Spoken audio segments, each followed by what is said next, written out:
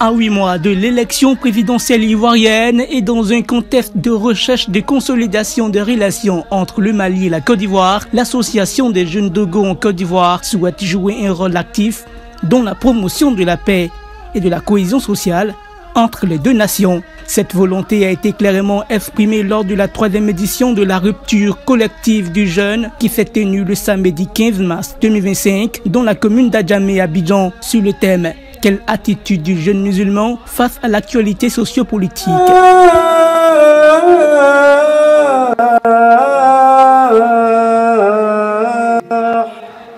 Tombine Aruna, président de l'association, a partagé ses réflexions sur cet événement important. C'est pour sensibiliser la jeunesse dogon à cause des différentes tensions qui existent entre les différents pays, parce que nous devons être des ambassadeurs.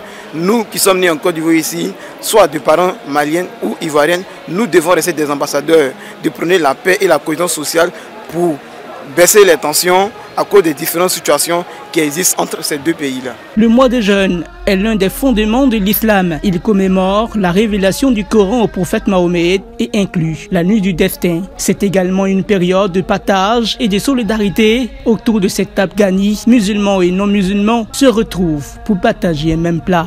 Ce mois des jeunes est un mois béni pour nous les musulmans. Je suis très heureux, surtout de voir tous les frères qui sont là. La salle est bourrée. Donc je suis vraiment heureux. C'est mon ami qui m'a invité, vu que nous sommes ensemble dans le quartier. Il m'a dit ce soir ils vont organiser une nourriture collective entre eux. Donc il m'a demandé si je peux venir assister. Moi je lui ai dit je suis un homme musulman. Il dit non, il n'y a pas de souci que je peux venir assister. Donc raison pour laquelle je suis là. En tout cas, je les remercie. Ils m'ont fait du bien. Ils n'ont pas regardé que je suis un homme musulman. Ils m'ont accepté bras ouverts. J'ai passé ma soirée avec eux. De plus, ce mois de carême repose sur des principes fondamentaux à respecter pour en tirer le meilleur bénéfice spirituel. C'est le mois des Hassanat, où Allah subhanahu wa ta'ala, il multiplie les bonnes actions.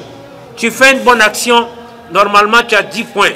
Mais dans le mois de Ramadan, tu as au minimum 70 points. Quand tu dis Bismillahirrahmanirrahim, pour chaque arf, le bas seulement, tu as 10 points. Le signe, tu as 10, le mime, tu as 10 points. Le signe et le mime, tu as 10 points.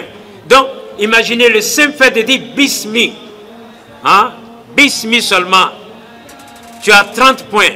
Mais pendant le mois de Ramadan, pour chaque arf, tu as 70 points.